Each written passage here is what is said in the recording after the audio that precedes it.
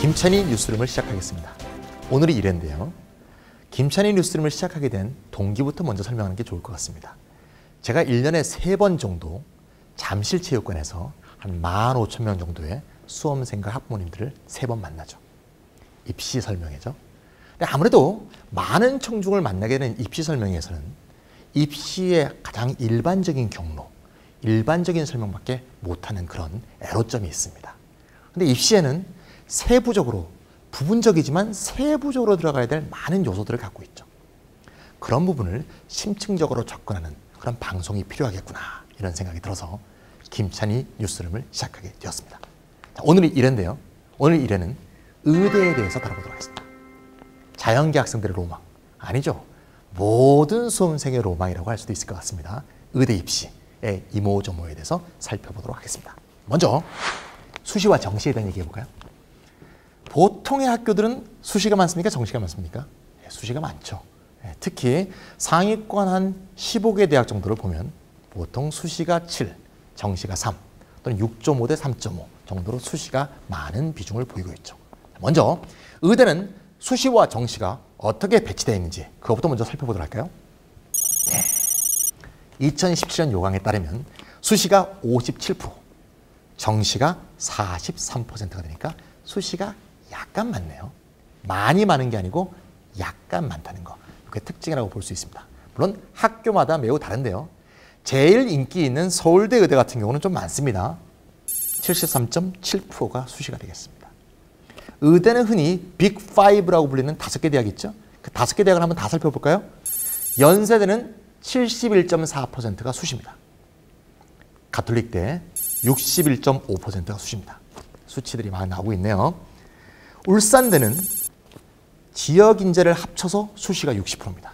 요 4개 대는 빅5 중에 4개 대는 전부 수시가 많습니다. 그런데 나머지 한 개 대학 누구죠? 성균관대. 성균관대는 수시가 37.5%밖에 안 되니까 정시가 훨씬 많습니다. 원래 성대가요, 수능 우수자들을 굉장히 좋아하는 학교입니다. 이게 의대에도 반영되어 있다, 이렇게 볼 수가 있죠. 그러니까 전체적으로 보면 한 5대, 5.5 대 4.5 정도, 5.7 대 4.3 정도고 상위권 대학은 좀 수시가 많구나, 이렇게 볼 수가 있겠습니다. 근데 말이죠, 잘 아시겠지만 수시와 정시의 원래 그 비중은 실제 결과에서는 달라진다는 거 다 아시죠? 왜 그렇죠? 수시에서는 6개의 원서를 쓰다 보니까 여러 군데에 합격하게 되면 한 군데만 등록하게 될 때 다른 부분에 미등록이 발생하죠. 미등록 충원 합격을 계속 발표하지만 미등록 충원 합격은 수시에서 날짜가 정해져 있기 때문에 다 못 채우고 끝나는 경우가 일반적입니다. 물론 제일 좋은 대학은 다 채우지만요. 그래서 수시에서 다 못 채운 인원이 정시로 일부 넘어가게 됩니다. 이 통계는 올해는 아직 실시하지 않았으니까 작년 통계로 봐야겠죠? 작년에는 원래 수시가 56%, 정시가 44%, 올해보다 수시가 1% 적었네요. 올해와 비슷했습니다. 실제로 뽑은 인원은 얼마였냐? 짜잔! 네, 50%, 50%. 수시에서 6%가 정시로 넘어갔다, 그런 얘기죠. 50, 50을 보니까 저는 이런 생각이 들어요. 이게 입시에서 황금 분할이 아닌가. 요새 참 수시와 정시를 둘러싸고 말이 많죠. 학생부 종합이 좋으냐, 뭐 논술이 어떠냐, 또는 정시가 더 좋으냐. 이게 말하자면 사회적 갈등을 불러일으키는 정도로 굉장히 논쟁이 심한데 저는 50, 50으로 나누는 것도 상당히 현재로서는 우리가 가능한 사회적 합의 지점이 아닌가, 그런 생각들을 개인적으로 갖고 있는데 의대가 딱 그러네요. 50대 50. 이게 참 어려운 점인데요. 수시가 50, 정시가 50이니까 수시, 정시를 함께 준비하다 보면 둘 다 놓치는 현역, 사실 의대라는 건 현역 중에서도 제일 잘하는 학생들이 하잖아요. 잘하는 학생들이 수시, 정시를 같이 대비하다 보면 두 개를 다 놓치는 경우도 가끔 있기 때문에 자신의 처지에 맞게 수시에 더 집중할지 정시에 더 집중할지 이런 걸 결정해 주셔야 돼요. 그러니까 전체 대학이 50대 50으로 펼쳐져 있다고 해서 나의 전략도 50대 50으로 흩어져 있으면 안 된다는 얘기예요. 좀 더 어디에 무게중심을 둘까? 이 점을 반드시 결정하고 대비를 해주셔야겠다, 이런 생각이 듭니다. 그러면 좀 더 심층적으로 들어가서 수시의 각각의 전형의 이모저모에 대해서 먼저 살펴보도록 하겠습니다. 먼저 교과 전형. 의대는 교과 전형이 굉장히 많죠. 일단 연대부터 있죠. 그리고 지방의대는 교과전형이 굉장히 많습니다. 교과전형 얘기하니까 별로 관심이 없는 학생들이 있네요. 제가 교과전형을 어떻게 줬습니까? 일단 교과전형 봅시다. 교과전형에서 교과 내신이 평균적으로 어떻게 되느냐. 자, 이렇게 됩니다. 네, 1.41. 와, 전국에 의대를 다 통틀어서 평균에도 1.41이다. 좀 상위권 대학을 볼까요? 연세대의 경우는 1.01이 되겠습니다. 1.01. 자, 1.01이 평균이면 1.00하고 1.05까지 왔나? 0까지 왔나? 참 그런 상황이라고 볼 수 있습니다. 그러니까 무조건 1등인 학생들, 이런 학생들이 연대의대 교과전형에 온다. 그런 얘기가 되겠죠. 제일 낮은 학교는 동아대인데요. 동아대는 2.82. 교과전형에서 2.82 정도의 평균 등급을 보여준다. 좀 갈 수 있다는 생각도 좀 드나요? 네. 근데 문제는 최상위권 학생들이 일부러 찾아 들어가서 동아대를 잘 가지 않는 성향이 있다는 거. 그런 점이 있다는 거니까 어쨌건 모든 학교에서 공개된 자료는 제가 별도 자료로서 다 제출해 놨으니까 그걸 보시면서 판단해 보시면 되겠습니다. 자, 두 번째. 학생부 종합. 좀 더 관심이 되죠. 학생부 종합은 학생부 교과에 비해서 내신 평균 등급, 교과 내신 평균 등급이 어느 정도 될까요? 좀 낮을까요? 비슷할까요? 한번 볼까요? 네, 1.49가 되네요. 1.49. 비슷하죠. 네. 사실 원래 학생부 종합은 교과 내신을 정성적으로 보기 때문에 보통 특목고나 자사고 학생이 일반고 학생에 비해서 내신 교과가 좀 나쁘다 하더라도 나름대로 그것을 감안해서 정성적으로 평가하지 않습니까? 그래서 보통의 학과들은 다 학생부 종합이 학생교과보다 교과 내신이 낮죠. 근데 의대는 워낙 의대다 보니 그 중에서도 또 좋은 애들만 온다 그 얘기죠. 그래서 학생부 종합의 교과와 학생부 교과의 내신에 별로 큰 차이를 보이지 않는 것을 우리가 잘 볼 수가 있습니다. 그리고 또 하나의 차이점은 이렇게 볼 수도 있죠. 학생부 종합은 일반적으로 특목 자사고 학생들이 많이 지원하지만 이 이과의 경우에 특목자사, 특히 특목고는 과학고와 영재고인데 영재고 과학고에서 의대를 완전히 못 오는 건 아니죠. 굳이 오는 학생도 있죠. 예를 들면 서울과학고나 경기과학고에서도 몇 명 정도는 꼬박꼬박 옵니다. 의대를. 하지만 학교 전체의 분위기는 의대를 많이 보내는 분위기는 아니죠. 그다음에 한국영재과학고 같은 경우는 아예 의대를 한 명도 보내지 않습니다. 주로 카이스트로 많이 보내죠. 따라서 다른 외고가 서울대에 오는 거에 비해서는 의대로 특목고가 오는 비율이 적기 때문에 그런 의미에서도 학생부 종합의 내신이 학생부 교과 내신보다 많이 떨어지지 않는 그런 결과를 보이고 있다. 이렇게 볼 수가 있습니다.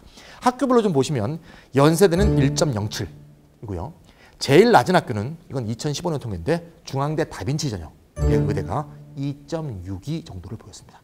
그러니까 중앙대 다빈치 전형이 2.62 평균을 보인다는 것은 중앙대인데 2.61을 보인다는 것은 여기에는 매우 특목고나 전국형 자사고 학생들이 많이 왔다. 이걸 보여준다. 이렇게 볼 수가 있습니다. 자, 이렇게 학생부 종합의 경우에 좀 특징적으로 보이는 최근의 경향이 있는데 그게 바로 이런 경향입니다. 먼저 영어 약자를 한번 보여드리면 이 약자인데요. 네, MMI. 네이버 검색에만 찾아보시고 그러는데 뭐 이상한 것 뜹니다. 자, MMI. 의대와 관계된 MMI는 Multiple 미니 인터뷰가 되겠습니다. 한국말로 하면 다중 미니 면접. 많이 들으셨죠? 다중 미니 면접. 무슨 말이냐? 말 그대로 미니 면접.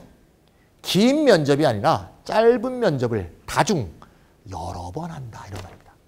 저는 다중 미니 면접 보면 말이죠. 종합병원에서 진찰 받는 느낌이 들어요. 피부과 갔다가 비뇨기과 갔다가 내과 갔다가 무슨 성형외과 갔다가 무슨 흉부외과 갔다가 이렇게 쭉 도는 거 있잖아요. 그런 식으로 여러 개의 방을 돌면서 각기 다른 주제로 구성되는 각각의 방을 쫙 돌면서 여러 개의 면접을 쫙 순차적으로 실시하는 그런 면접이 되겠죠. 원래 누가 제일 먼저 시작했냐면 서울대에서 제일 먼저 시작했고요. 지금은 서울대뿐이 아니고 아주대, 한림대, 계명대 등에서 실시하고 있습니다. 왜 이런 거를 실시하게 됐을까? 가장 그럴듯한 동기는 뭔가 하면요. 미국에서 하는 제도예요. 미국에서.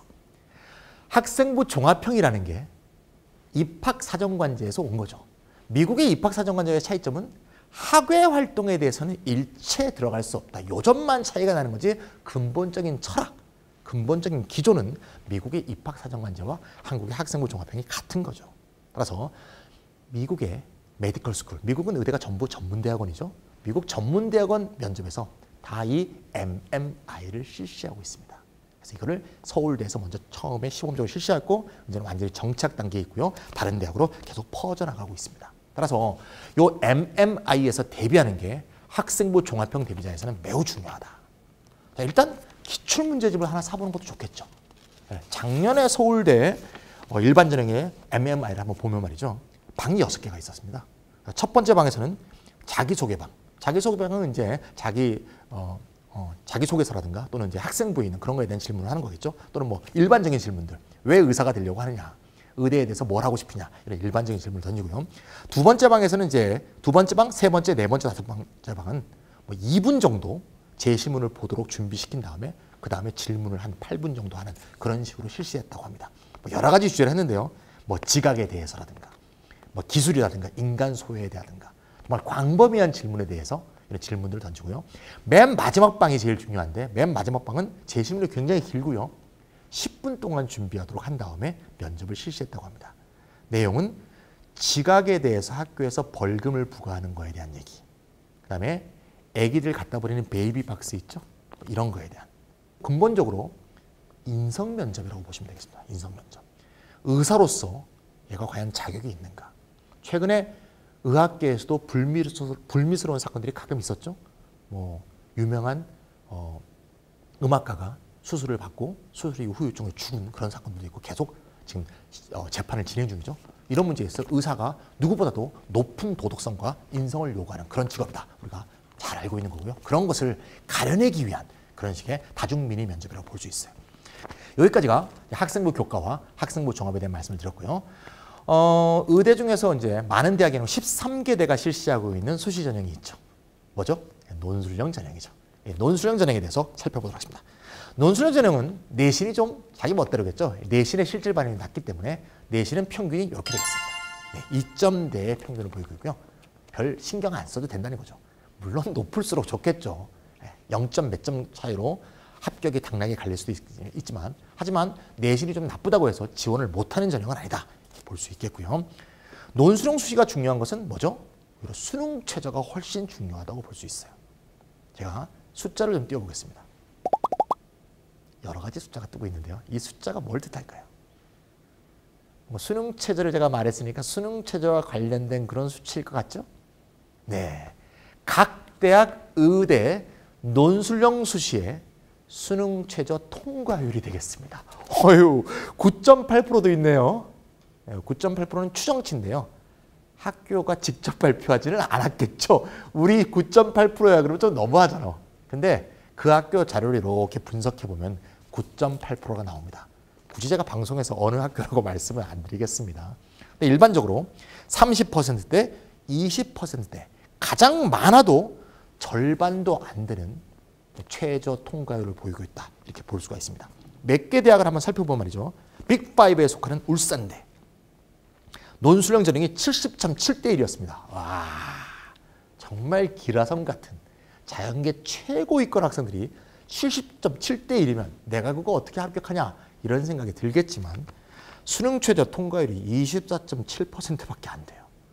따라서 실질 경쟁률은 17.5대 1. 근데 17.5대 1이라고 하더라도 중복 합격으로 생각하면 또 그보다 더 낫겠죠.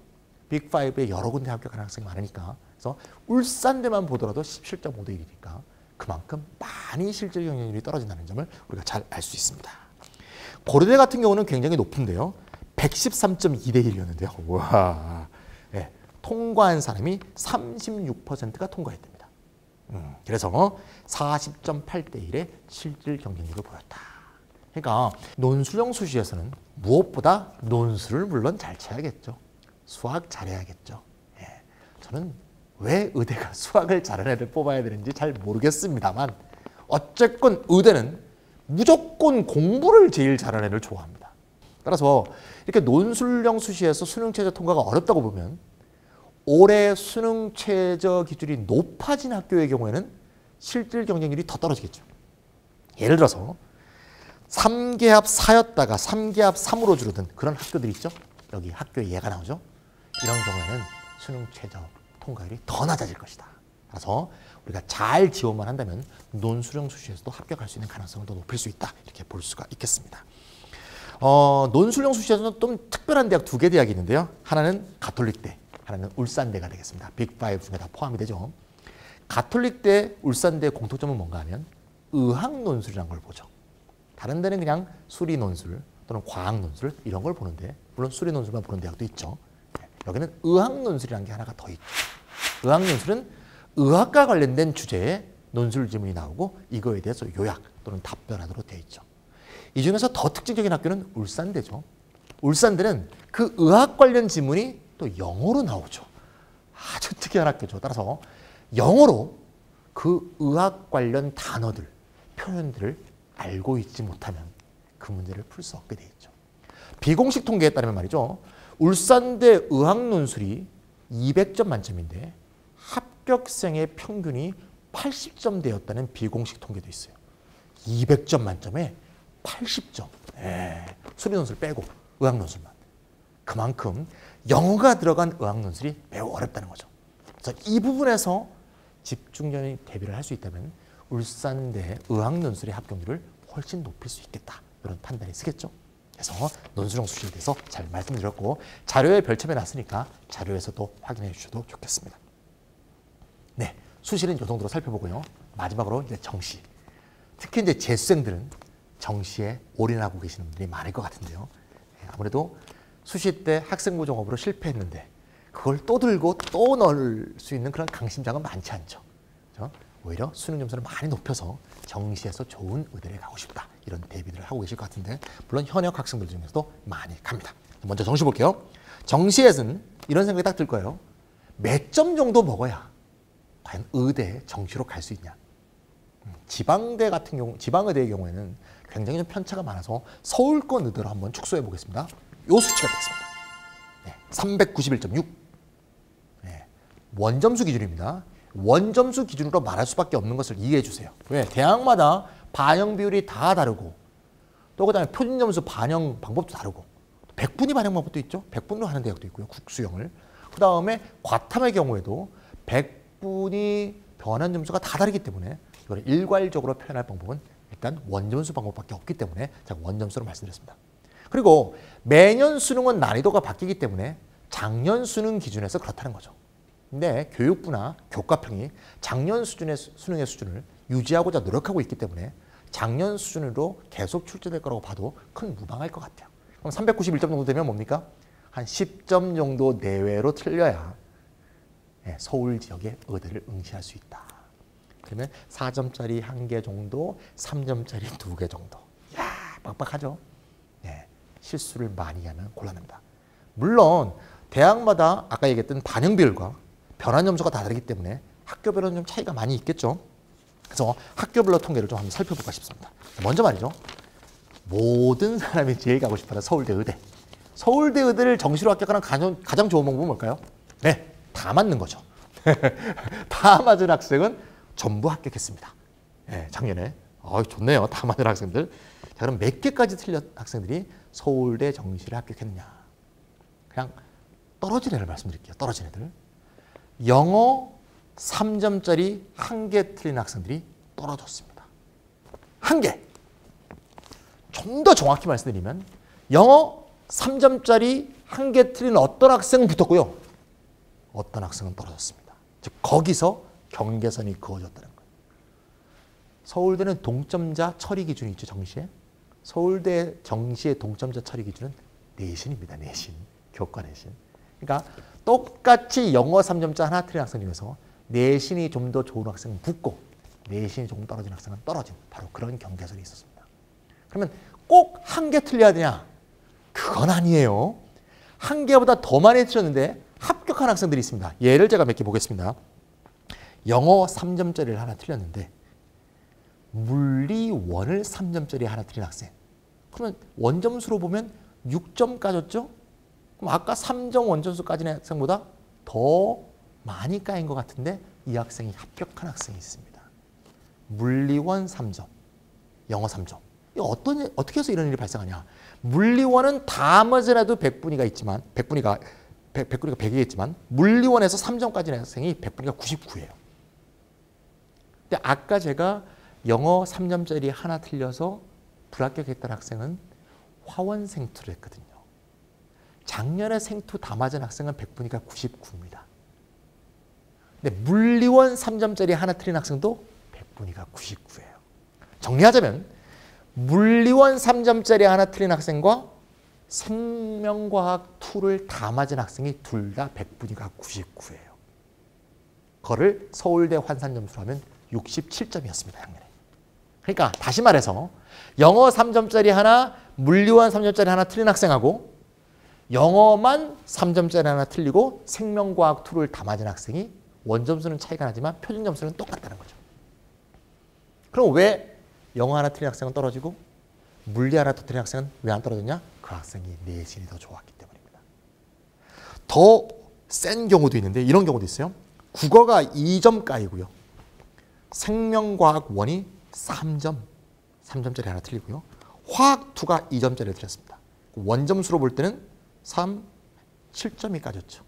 다시 국어가 2점, 생명과학 1이 3점, 화학 2가 2점. 그런데 생명과학 1, 3점은 100분위가 100이었어요. 생명과학 1은 작년 굉장히 어렵게 나왔죠. 다 맞아도 100분위 100, 하나 틀려도 100분위 100, 두 개 틀려도 100분위 100이었거든요. 그러니까 얘는 3점 까였어도 100분위가 100이니까 100에 해당하는 변화 점수를 받았겠죠. 화학 2가 2점 까여도 화학 2는 매우 어려웠기 때문에 2점 까인 학생이 역시 100분위가 99였습니다. 그러니까 100분위 100, 100분위 99니까 화원생투 다 맞은 거와 똑같은 거죠. 따라서 이 학생은 국어 2점밖에 안 까인 거죠. 이해가시죠? 제가 좀 복잡하게 말씀드린 이유는 뭔가 하면 원점수로 제가 아까 391 이렇게 러프하게 말씀을 드렸지만 개별 케이스로 보면 다양한 경우가 있을 거라는 거예요. 똑같이 말이죠. 3점을 없어졌다 하더라도 과탐 3점 없어진 학생은 영어 3점 학생 없어진 학생보다 훨씬 합격이 됐겠죠. 왜냐하면 서울대 같은 경우는 작년에 정시에서 과탐은 곱하기 5분의 4를 해서 반영하잖아요. 그러니까 영어는 3점 까였으면 3점이 까인 거지만 과탐은 3점이 까였다면 곱하기 5분의 4를 하니까 2점 몇 점밖에 까인 게 아니죠. 그래서 결국 어떤 과목이 점수가 없어지냐에 따라서 치열한 당락, 합격과 불합격의 당락이 가려지게 된다. 그러니까 경향적으로 보면 이렇게 얘기할 수 있겠죠. 가능한 국수형은 틀리지 말아야 된다. 특히 가중치가 높은 수학은 무조건 다 맞아야 된다. 의대 가려면. 틀리면 안 된다. 그리고 국어, 영어보다는 좀 반영 비율이 낮은, 그렇죠? 반영 비율이 낮은 또는 변환 점수의 폭이 작은 그런 과목. 특히 과탐 중에서 뭡니까? 1의 경우에는 조금 틀려도 좋은데 2의 경우에는 1개, 2개 틀릴 때마다 100분위가 뚝뚝뚝 떨어지죠. 따라서 웬만하면 2는 다 맞아야 되고 1의 경우에는 오히려 1, 2개 실수해도 큰 당락에 큰 영향을 미치지 않을 수도 있으니까 이런 점을 잘 감안하시고 절대 2에서 실수하면 안 된다는 점, 이 점을 잘 기억해 주시면 되겠습니다. 네, 정시의 경우에는 말이죠. 면접이 있는 학교들이 좀 있습니다. 면접이 있는 학교는 4개 학교인데요. 서울대, 아주대, 인제대, 서남대는 정시인데도 면접이 있습니다. 물론 정시 면접은 수시 면접처럼 그렇게 아주 그냥 쥐잡듯이 하는 그런 면접은 아닙니다. 다중 미니 면접처럼 그렇게 심하게 하지도 않습니다. 하지만 면접이 있기 때문에 면접 대비를 해주셔야 되겠고요. 서울대 면접의 경우에는 결격 여부 판단에만 쓰입니다. 즉 면접을 통해서 점수를 주는 게 아니라 얘는 도저히 합격시키면 안 되겠다. 얘는 수능은 잘 봤는데 얘를 의사로 만들면 인류에 재앙이 오겠다 하는 학생들을 가려내기 위한 정도로 봤습니다. 점수가 없습니다. 합, 불합격만 있습니다. 불합격의 경우는 많지 않습니다. 거의 없습니다. 하지만 아주대와 인제대와 서남대는 면접이 점수로 들어가니까 그런 점도 잘 확인해 주시면 되겠습니다. 네, 방송이니만큼 모든 대학의 모든 수치를 제가 낱낱이 설명해 드리지는 않았습니다. 하지만 동봉한 자료가 있으니까 그 자료를 보시면서 구체적으로 내가 지망하고 싶은 대학, 구체적으로 원하는 대학의 각각의 교과 성적, 종합 성적, 논술의 각각의 통계들이 어떻게 나와 있는지 한번 검토해 보시면 좋을 것 같습니다. 김찬희 뉴스룸에서는 살아있는 뉴스를 전달하기 위하여 문자로 된 입시 요강이나 통계치를 요약 전달하는 것에 머물지 않고 직접 사람을 만나보려고 합니다. 오늘의 주제와 가장 관련이 된 사람을 말이죠. 오늘의 주제는 의대였죠. 그래서 의대 본과를 다니는 대학생 한 분을 모셨습니다. 먼저 자기소개해 주시죠. 네, 안녕하세요. 중앙대학교 의과대학 1사학번으로 진학해요. 지금 본과 1학년인 강명진이라고 합니다. 네, 반갑습니다. 의대를 가기가 참 어렵잖아요. 처음부터 이런 질문을 던지면 좀 어떨까 싶은데 네. 현역으로 가셨나요? 아니면 재도전해서 가셨나요? 안타깝게도 재도전을 해서 갔습니다. 예, 그렇군요. 보통 이제 재수를 하면서 의대에 가려고 그러면 네. 보통 이제 정시 올인을 하는 경우가 많지 않습니까? 네. 이제 보통 정시하고 수시 비중을 어떻게 공부하셨는지, 실제로 어떻게 합격하셨는지 그 얘기를 먼저 한번 전달해 주시면 좋을 것 같네요. 저 같은 경우는 일단 내신 따기가 좀 힘든 학교에서 정규 등수가 나쁘진 않았어요. 그래서 주변 선생님들이나 너는 수시로 갈 거다라고 이렇게 말씀을 해주셔서 저는 그 말만 고지고대로 믿고 현역 때? 네, 예. 논술 공부도 하고 뭐 내신 공부는 당연히 열심히 했죠. 그러면서 약간의 정시 공부를 좀 소홀하게 한 것 같아요. 그래서 결과적으로는 수시를 쓰고 저는 주로 학생부 전형을 썼거든요. 네네. 학생부 전형에서 많은 1차들 합격했지만 결과적으로 다 떨어지고 논술 준비했던 것도 떨어지고 그렇게 해서 재수를 했고요. 재수를 할 때는 이제 현역 때 제가 정시 공부를 소홀히 했다는 걸 깨닫고 정시에 조금 더 집중을 하면서 아무래도 정시 위주의 공부를 많이 더 진행한 것 같습니다. 그러니까 많은 학생들이 의대에 실패하는 경우를 많이 보면 되게 최상위권 학생들이잖아요. 보통 학생처럼 현역 때 네. 학생부형, 논술형, 정시 이 세 개를 같이 대비하다 보니까 오히려 역량이 좀 분산되는 면이 있는 것 같아요. 그런 생각은 안 드세요? 저 같은 학생들이 굉장히 많았고요. 네. 제 주변에도 저 같은 케이스로 재수한 케이스가 많은 걸로 봐서는 네, 그런 것 그러니까 같습니다. 재수 때 아무래도 정시에 무게중심을 두면서 집중을 할 수 있으니까 역량을 오히려 극대화할 수 있는 게 아니었는가 그런 생각이 좀 드네요. 네. 예. 아까도 제가 앞에서 그런 얘기 했는데 이과생들, 특히 의대생들 네. 과탐 선택이 중요하잖아요. 그렇죠. 보통 의대 가려는 애들이 과탐 선택을 물어보면 한 80% 정도는 화원생투예요. 근데 화원생투가 과연 그렇게 해야 되는지, 그 화원생투를 공부했을 때 꼭 해야 되는지 그런 게 좀 궁금하거든요. 사실상 의대 공부 막상 가보면요. 고등학교 때랑은 차원이 달라서 뭐 지구과학을 했던 물리를 했던 혹은 조금 의학에 연관이 있는 화학을 했던 생물을 했던 사실상 전 그렇게 큰 차이가 없다고 생각을 합니다. 교과과 전공 직교 연관이 없다. 물론 기본적인 개념을 그대로 쓰이지만 내용이 훨씬 더 많아지고 고등학교 때 배운 내용보다 깊이 들어가기 때문에 뭐 본인이 물리를 했는데 의대를 가서 어떻게 공부할 것인가 이런 걱정을 할 필요가 없다고 저는 생각합니다. 그러니까 사실상 대학에 가기 좋은, 네, 진학하기 좋은 과목을 맞아요. 선택하면 된다. 그러니까 자기가 잘하거나 아니면 100분 이상 유리할 네. 수 있는 그런 과목을 그냥 선택하면 된다. 네. 꼭 화원생투에 고집할 필요가 없다. 네, 그런 맞아요. 말씀이군요. 의대를 가서 이제 공부하려고 하면 가장 중요한 능력이랄까? 수단일까? 이건 영어 아닌가요, 혹시? 원서를 읽어야 되잖아요. 원서를 읽는 능력도 중요하긴 하지만 원서 자체도 의학 용어가 많아서요.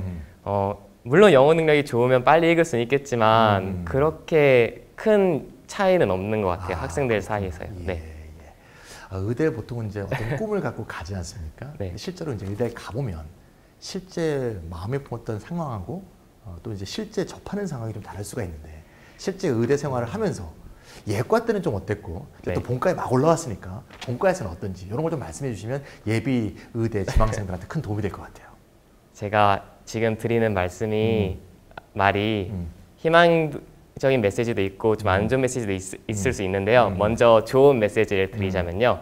예과 2년은 정말 원 없이 놀 수가 있는 것 같습니다. 그렇군요. 네, 뭐 상상할 수 있는 시간보다 더 많은 자유 시간이 있고요. 그에 따라서 뭐 본인이 원하는 취미 활동이라던가 연애라던가 뭐 하고 싶은 거, 그러니까 범법 행위가 아닌 이상은 뭐든지 다 할 수 있는 네네. 저희 과만의 특권이라고 생각을 해요.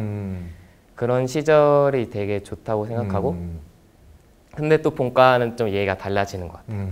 본과는 또 반대로 학생분들이 상상할 수 있는 공부량에 그 어떤 것보다도 더 이상의 공부량을 경험하게 되고요. 사실상 의대에 준비한 학생들은 대부분 최상위권 학생들이 많잖아요. 그래서 뭐 수능 공부할 때도 내가 뭐 설마 공부할 때 얼마나 힘들겠어. 의대 가면 뭐 더 좋겠지. 입시보다 더 편한 공부가 되겠지라고 생각을 하는데 네. 그렇게 생각하는 학생은 많지 않은 것 같아요. 제 동기들을 봐도 재수 때보다 훨씬 더 공부량이 많고 좀 더 힘들다고 말을 하더라고요. 네. 의사인 친구들한테 들어보면 본과가 힘들고 인턴은 더 힘들고 레지던트는 더 힘든답니다. 아마 힘든 과정이 앞으로 계속 예비되어 있지 않을까 싶어요. 물론 의대가 굉장히 힘든 과정이긴 하지만 많은 사람들이 선망하는 이유가 여러 가지 이유가 될 것 같은데 이래서 의대를 간다. 또는 이런 학생은 꼭 의대를 가라. 이렇게 한번 주제로 말씀해 주신다면 어떻게 말씀하시겠어요? 일단 제일 좋은 케이스는요. 뭐 학생 스스로가 의사를 꼭 하고 싶고 또 의학을 공부함에 있어서 이게 자신의 소명임을 깨닫고 힘들어도 이게 내 직업이고 내 천명이다라는 걸 깨닫고 할 수 있는 학생이라면 당연히 좋겠죠. 하지만 대부분 19살 고등학생은 그런 생각을 갖고 있지 않을 거란 말이에요.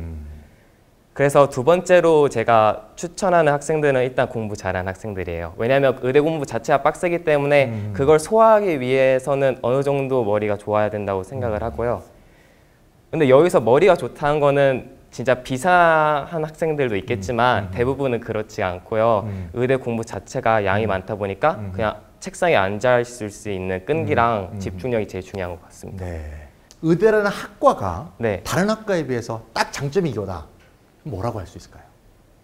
일단 제일 쉽게 끌어들일 수 있는 건 남자의 경우는 군대 면제고요. 군대 면제라기보다는 군의관이죠. 예. 그거죠. 그 다음에 예과 2년 도는 거. 하지만 현실적으로는 제 개인적인 의견이지만 제 주변의 문과인 친구들을 보고 혹은 이과인데 다른 계열의 친구들을 봐도 직업을 가진 데 있어서 여러 가지 외부적인 요인들이 많이 들어가더라고요. 그렇죠. 뭐 아는 인맥이라든지 그렇죠. 부모님의 줄이라든지 네, 사회경제적 배경 같은 거. 네. 근데 들어가죠.